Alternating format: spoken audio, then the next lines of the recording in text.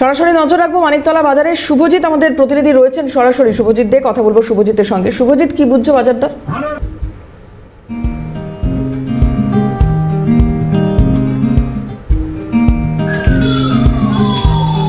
দেখো দেবরতী, তোমাকে জানিয়ে রাখি যে অতিবৃষ্টির ফলে কিন্তু বাজারে বেশ খানিকটাই প্রভাব পড়েছে। ইতিমধ্যে যারা ব্যবসায়ীরা রয়েছেন তারা তো বলছেন এবং ক্রেতারা প্রত্যেকেই বলছেন যে অতিবৃষ্টির জেরে কিন্তু অনেকটাই সবজির ক্ষেত্রে, কাঁচা সবজির ক্ষেত্রে দাম অনেকটাই বৃদ্ধি হয়েছে। একটু কথা বলার চেষ্টা করব।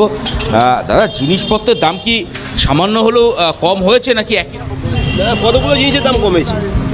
যেমন ধরুন এই বাইরে থেকে টমেটো আসছে, এটার দাম কম আছে, পেঁপের দাম কম আছে, আর কোনো মাছের দাম কম নেই।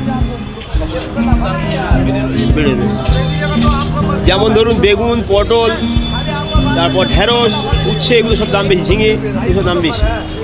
শুধু দাম বেশি আপনার কম আছে আজকের, বিশেষ করে টমেটো আর পেঁপে, কাঁচা পেঁপে শুধুমাত্র কম। দাম কমছে না কেন?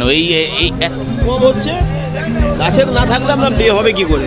চারিদিকে তো আপনার নষ্ট হয়ে গেছে মাল। মাল তো এক জায়গার মাল না, আপনার ধরুন বাইরে থেকে কিছু আছে, বেগুন আসছে, টমেটো আসছে, এদিকের মালের উপর থাকলে আরও দাম বেশি হয়ে যেত। বাইরে থেকে মাল আসছে বলে একটু কম মাল পাওয়া যায়, বেশিরভাগ নষ্ট।